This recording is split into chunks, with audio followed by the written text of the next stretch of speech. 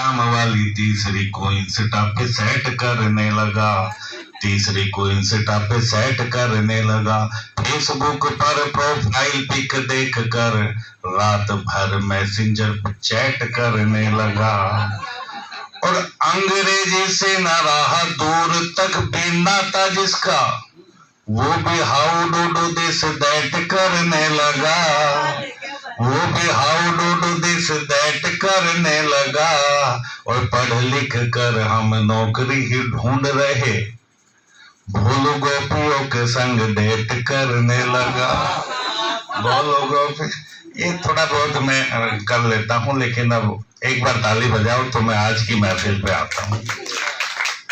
मतलब उन्होंने पढ़ा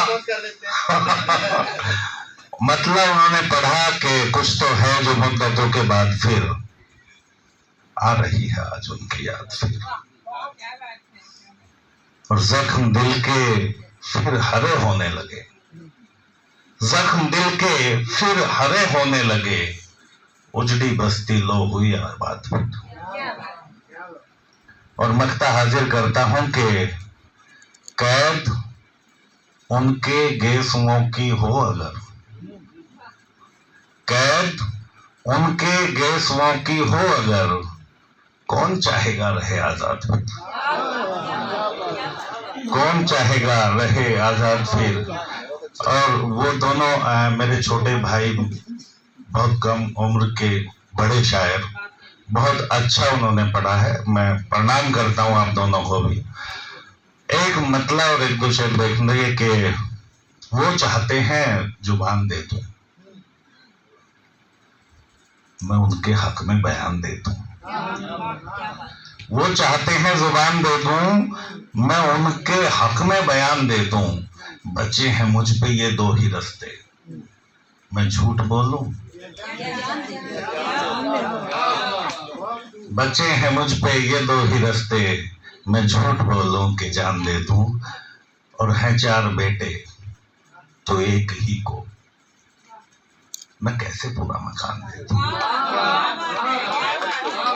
है चार बेटे तो एक ही को मैं कैसे पूरा मकान दे दूं। और देखिएगा कि छोटी बहन में के शिस्त का लुत्फ भी लिया जाए, जिस्त का लुत्फ भी लिया जाए, आज थोड़ा सा जी लिया जाए, जिस्त का लुत्फ भी लिया जाए, आज थोड़ा सा जी लिया जाए, कुछ तो उनकी तवज्जो हासिल हो, सर पे इल्जाम ही लिया जाए, सर पे इल्जाम ही लिया जाए। और शेर देखिएगा कि इनको आदत है सच बयानी की, इनको आदत है सच बयानी की, चलिए होठों को सी लिया जाए, और जहर पीना ही तय हुआ है तो क्यों ना फिर हंस के पी लिया जाए, क्यों ना फिर हंस के पी लिया जाए। और एक गजल के चंद अशार रखता हूं कि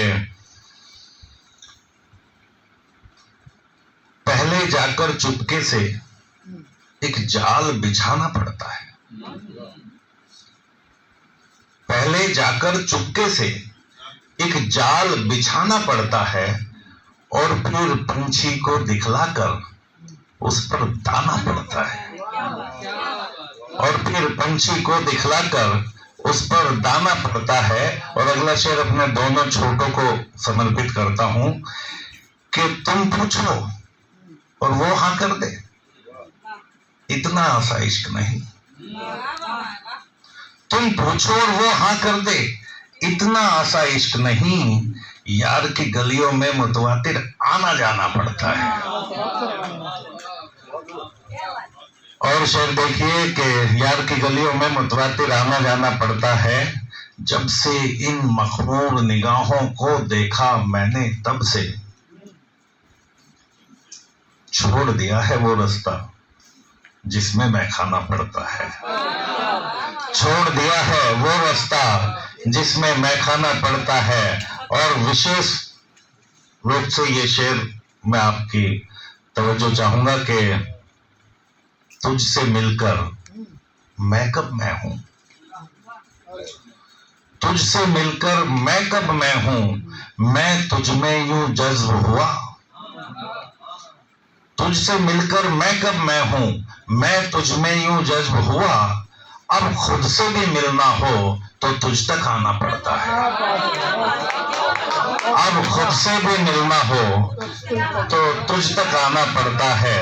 और रिश्तों की सूरत में हो या हो जज्बात की सूरत में, रिश्तों की सूरत में हो या हो जज्बात की सूरत में, अपने होने का हर एक को कर चुकाना पड़ता है। बिल्कुल शाबाश। अपने होने का हर एक को कर चुकाना पड़ता है।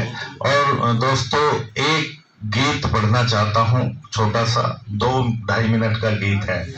और गीत की भूमिका यह है कि एक शहीद सैनिक का 7-8 साल का बच्चा है, जिसे नहीं पता कि उसके पिताजी शहीद हो गए हैं। उसे ये भी मालूम नहीं है, बस वो अपने पिता को मिस कर रहा है कि बहुत दिन से पिताजी नहीं आए हैं। तो उसे याद आ रही है, वो तस्वीर के सामने खड़े होके अपने पिता की फोटो से बात कर रहा है। मैं आपकी संवेदनाओं को थोड़ा सा झकझोरना चाहता हूं। हम लोग जब हमारे भाई, हमारे भतीजे, हमारे बच्चे शहीद हो जाते हैं तो उनका हम गम मनाते हैं, उनके लिए हम बहुत कुछ करना तो चाहते हैं, लेकिन 1-2 दिन बाद फिर हम सब भूल जाते हैं और अपने अपने काम में लग जाते हैं। हम कभी जाकर ये नहीं देखते कि उसके परिवार पर फिर क्या बीत रही है। 6 महीने बाद, 1 साल बाद हम नहीं पूछते।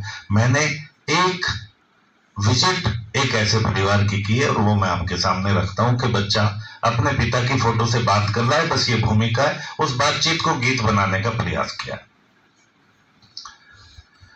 खुशियों से भर जाता था घर जब तुम छुट्टी आते थे। छोटी और मैं खूब खेलते, कितने खिलौने लाते थे। इतने दिन से कहाँ गए कुछ नहीं बताते हो। पिताजी क्यों नहीं आते हो, पिताजी क्यों नहीं आते हो। दृश्य देखिएगा। दादी गुमसुम सी रहती हैं, अब नहीं डांट लगाती है। तेरे पिता से पिटवाऊंगी कहकर नहीं डराती है। कभी कभी बूढ़ी आंखों से गंगा जमुना बहती है। हम तंग भी करते हैं तो बस हमसे इतना कहती है। मान भी जाओ बच्चों मुझे क्यों इतना सताते हो। पिताजी क्यों नहीं आते हो। सांस लेना है मुझे।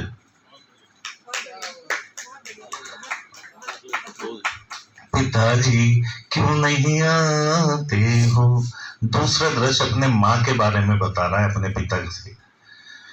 पहले खुश रहती थी माँ, अब खोई खोई रहती है। रात रात भर रोती, दिन भर सोई सोई रहती। और गीत की सर्वाधिक संवेदनशील पंक्तियां सौंपता हूं आपको। पहले खुश रहती थी माँ, अब खोई खोई रहती है। रात रात भर रोती, दिन भर सोई सोई रहती है। मैं कुछ पूछूं तो बस मुझको सीने में भर लेती है। चित्र तुम्हारा देखती रहती, उत्तर कुछ ना देती है। समझ नहीं पाता हूँ माँ को क्यों तड़पाते हो। पिताजी क्यों नहीं आते हो। घर में उसकी कुंवारी बुआ है और उसने अपनी बुआ को और अपनी माँ को छोटी छोटी बात पर मीठी मीठी लड़ाइयां लड़ते देखा है, लेकिन पिछले कुछ समय से वो भी सब शांत है। इस बात की भी शिकायत वो अपने पिता से करता है। बुआ को देखो अब वो माँ से बिल्कुल भी नहीं लड़ती है। मेरी शरारत पर भी मुझको वो थप्पड़ नहीं जड़ती है। राखी वाले दिन जाने क्यों फपक फपक कर रोई थी। रोते रोते आंख सुझा ली, भूखी ही जा सोई थी। आप ही जाओ अब तो कितनी राह दिखाते हो, पिताजी क्यों नहीं आते हो।